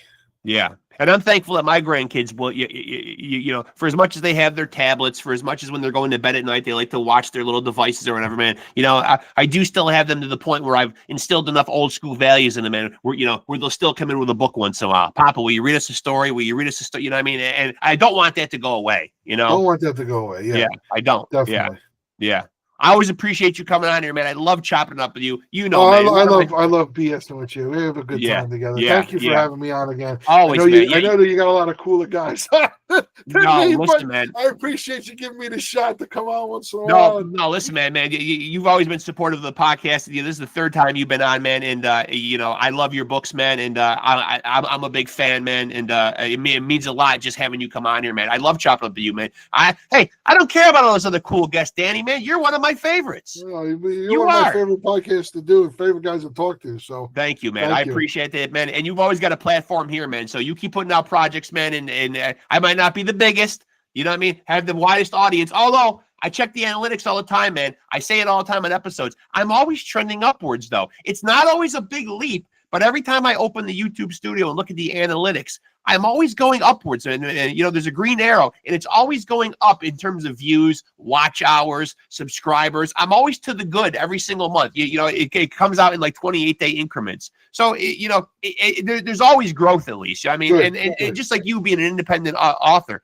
I mean, I started this, like from nothing, a webcam, a microphone, and a laptop. Anybody can be a podcaster nowadays, and everybody is. But not everybody's good at it. That's true. You actually are very good at it. Yeah, so, I appreciate you saying that. Yeah, this is a conversation. This isn't an interview. This is two guys chopping it up. And that's what I like to try to keep it at. Yeah, and I'm not reinventing the wheel. There's people that say, oh, Joe Rogan does long form, free form conversation or whatever. I'm not doing anything that other people aren't doing or whatever, man. But yeah, you grew up in that era too, where people actually talked. You know what I mean? There wasn't devices. I see Sebastian Maniscalco there, the comedian. He makes that joke about, when your family had company, you didn't even answer the phone if it rang. You know what I mean? Hey, we got company. You know what I mean? You know what I mean? Who calls this house on a Sunday? What? Right. Sunday's an off limits phone day. Right, exactly. I mean, but there's an old school mentality to it. Like I've been in Barnes and Noble before, and I'll see a group of like college age people all sitting around in the cafe there. Instead of talking about the books they're reading or spitballing ideas or communicating, they're all on their devices, sitting in a circle, all on their devices. And it's such a shame, man. People just aren't communicating like that anymore, And I guess it's a double-edged sword because I want people to watch our conversation, but they'd have to watch it on a device. I guess that's the rub. I mean, they have to be on their device to watch a podcast, but no, not necessarily. I watch you on my back patio. I got YouTube, on my television on the patio. Okay. So I got the Roku, so I'll watch. I saw your Craig Satari interview. Oh, I love those guys. That was a good one. Yeah, I watched it right on the patio. Yeah, it was great having him and Will Shepler on, man, because it was one of those rare chances where I get to do somewhat of a hybrid episode because I can talk music, but those guys are big boxing guys too. Yeah. So you got a little bit of both with that. Yeah. Cool. And Craig's been on my radar for a while, man, because Mike Cools, I'm sure you know Mike. Mike Cools. I don't know if online he's Chino Noir. He's been. And so he's the one that kept telling me, you got to get Craig Satari on, man. He'll talk music and boxing with you. You got to get him on. You got to get him. And I've even had Lou from Sick of It All, which shout out to Lou. He's battling health issues, man. We're always keeping him in our thoughts and prayers, man. And he's a New Yorker, man. He'll come out the other side of this, man. He'll be all right. Oh yeah, he's a beast, man. He's a beast. He's a beast. But yeah. So Mike Cools kept telling me, you got to get Craig Satari on. You got to get Craig Satari on. So I was super happy. And then he's like, hey, can I come on with Will? I'm like, oh my God. I mean, that Agnostic Front, that first live at CBGB's 1989, for which those guys were both in the band at the time. I mean, to me, that's one of not only in the hardcore world, I don't even know if anybody's even done a hardcore album fucking live. It's certainly not that well. That was the first Agnostic Front that I heard as a kid. Yeah, that red, white, and blue with the combat boots on the cover. Yeah. A friend of mine had the cassette. He's, that was more at that time. I was into metal. Yeah. And he said, you got to check this out. This is going to be your next new favorite thing. I'm like, it's a live album? Is it a bootleg? Like, I was like, what? Right. He goes, no, this is an official live album. I'm like, oh, wow. Cool. Okay, cool. And when I listened to that, that was my doorway into hardcore. It's the best. Yeah, it's the best. And I was glad I got a chance to tell those guys that too, man. Yeah. An amazing album, man. But listen, man, I always love chopping up with you. And when I get off here, I'm going to send you, because I've let my grandkids watch it before, on YouTube, there's an audio version with pictures from the book. I'm going to send you the 5 Chinese Brothers. Yes, do. You got to see this fucking thing. Yeah. I mean, it'll certainly take away all your inhibitions of thinking that you're writing anything too taboo in any of your books when you see this fucking book. Yeah, I know. When I did the glossary for Night of the GabaGhoul, I mentioned all these different expressions in there that are Italian foods and stuff, and I wrote stool pigeon in there, and I'm like, how do I explain stool pigeon the right way? Right. Because stool pigeon has, I don't know if you know the history of what stool pigeon actually came from. No. So I didn't put it in that way. I put it in just somebody at the schoolyard that tells on you or whatever. Right. That's what we kind of think of it as. Yeah. But a stool pigeon is actually back when people used to use pigeons as messenger pigeons before telephones and everything else. Okay. If a pigeon didn't come back, or if the pigeons didn't come back to the coop, they would take one of the pigeons on like a wooden stool and staple its foot down, and they would nick it, and it would scream. And when it made that a noise, the other pigeons would hear it, and they would return back to help their friend and go back in their coop. Okay. So it was like a snitch to bring everybody back. So the expression stool pigeon comes from that. And I was like, I don't know if I should really put that in this book. Yeah, that's a tough one to explain to a kid. Let me leave it a little bit more lighthearted. And not yeah. You probably made a good decision there. But yeah, I mean, stay in touch, man. Man, we'll definitely do this again, man. Anything that you're writing, anything that you're putting out, man. Yeah, I'm always down to have you on here to chop it up about it, man. And I'll post links and stuff when I put the episode up to on the Facebook of how to get the book and all that good stuff. Go on, I'll share the heck out of this. Yeah, that, so. Cool. Always appreciate you, Danny. Good catching up, brother. Thanks, buddy. Be good. Have a good night. Talk again, my friend. Thank you. All right, later. And there he goes, folks. One of my favorite guests. I'm going to say it, and he's being humble, suggesting that I've had bigger guests. It isn't for me about the size of the guests. It's about just the conversation at the end of the day. That's what I put the emphasis on here, man. And I just love chopping it up with my guy, Danny Marianino, who you will know from his musical career Let me get it right. Obviously, Northside Kings, 187. He mentioned Cause for Alarm. So, so definitely a guy whose fingerprint is on the punk rock / hardcore world. He also mentioned doing some work with Max Cavalera on some Soulfly albums. And now more known in the literary world, and I don't have all of his books in front of me right now, but go on, check out Danny Marianino. He's got some great ones. Don't Ever Punch a Rock Star is a book with stories and excerpts from actual hate mail that he received when he famously mollywopped fucking Glenn Danzig for just being a prick at a fucking concert, getting in his face. And for people that might say, how dare he fucking punch the mighty, legendary Glenn Danzig? First of all, do your homework. Go check out the video. Glenn Danzig put hands on him first. I do a boxing podcast, man. So all my fight fans know out there, you don't fucking do that. You don't do that without expecting some retaliation, especially a guy Danny's fucking size with a group of people all milling around. So I think Glenn Danzig went a little out of his mind. He let that 5'4" frame and all those fucking muscles, I think, fucking get him a little diluted in thinking that he was something that he was not. And he found out rather quickly when he ate a fucking right hand. Danny hit him so hard that he spun around and actually got him with the ass too, man. So it was really a two-piece. I give Danny credit for a two-piece. But so he's done that book, Don't Ever Punch a Rock Star. My favorite, To Make Matters Worse, which Danny tells a lot of stories about his childhood, his upbringing, all the way through middle school, high school, and up to his musical career. Just good self-effacing, funny humor, tour stories, school-age shenanigans. He tried to fucking quiz me on an excerpt from the book. He wasn't going to get me because I have read that book numerous times. As I said, I fall asleep to it sometimes just because they are just hilarious, timeless fucking stories, really. And Danny's got plenty of other ones out there too. I don't have all the titles in front, but obviously Danny talked about all the websites, ways to get his merchandise, ways to get his books. The last two books have been focused on children. Yes, children.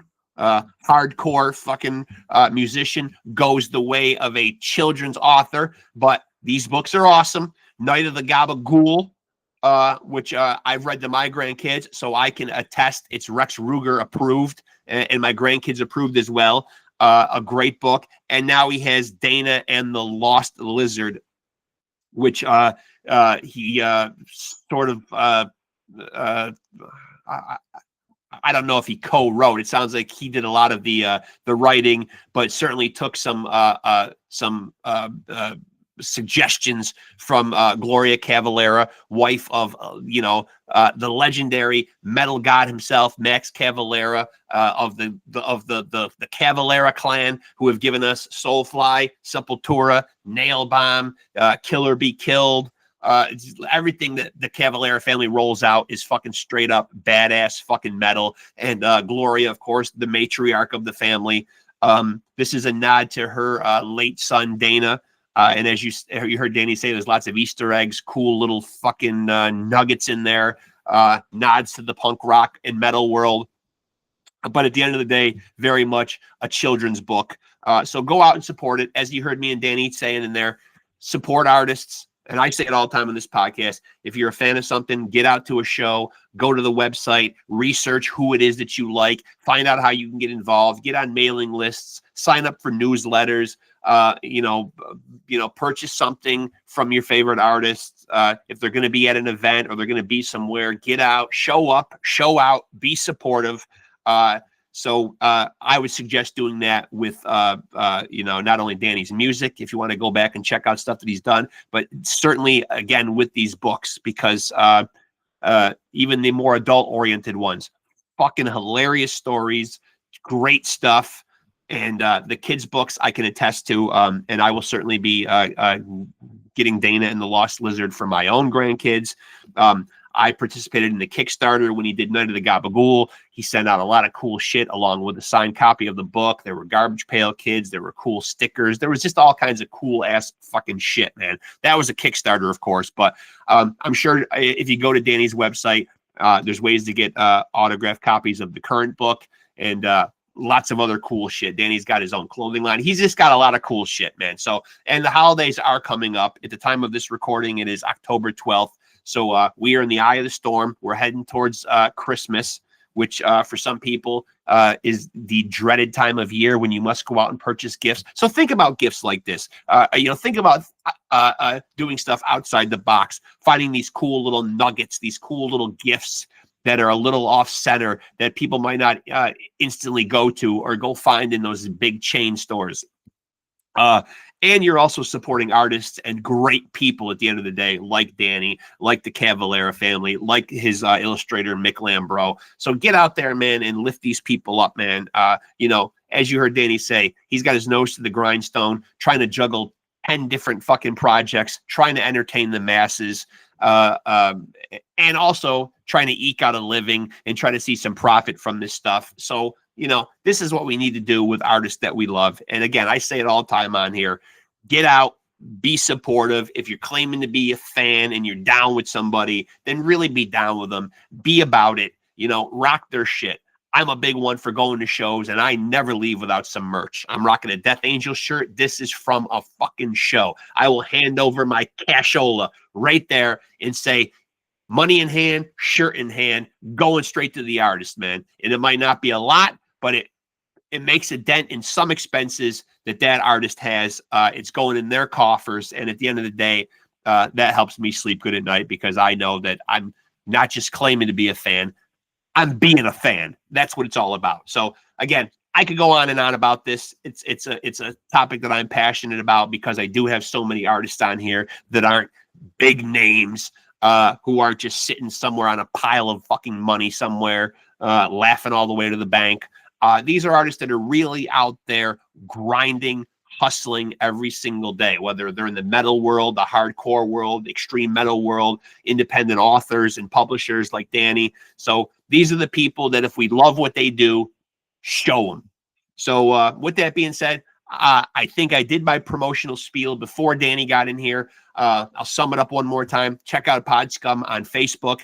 The Facebook page is Off the Couch Boxing and PodScum. So both of my podcasts, one Facebook page, because that's all I fucking need and can keep up with. Same with Instagram, Off the Couch Boxing and PodScum. And if you're here right now, as I said before, like, subscribe, and smash that notification bell to stay tapped in. New content dropping every single week. Sometimes it's one episode. Sometimes it's many episodes. Sometimes I'm putting on an episode every day, depending on how many interviews are rolling in, what I have an influx of, and what I can release and feel like releasing. But I try to keep you guys informed, entertained. At least I'm trying to anyway. So thanks to the viewers, thanks to the subscribers, and ultimately thanks to the guests, because without y'all, I would not be able to do this. So many people come on here and they're so generous with their time, and I appreciate each and every one of them. I mean, Danny Marinino just came on and chopped it up with me for a fucking hour and a half, man. And that's what I'm about right here. Just keeping conversation alive and chopping it up with good folks and good artists out there that I want you guys to go out and support. So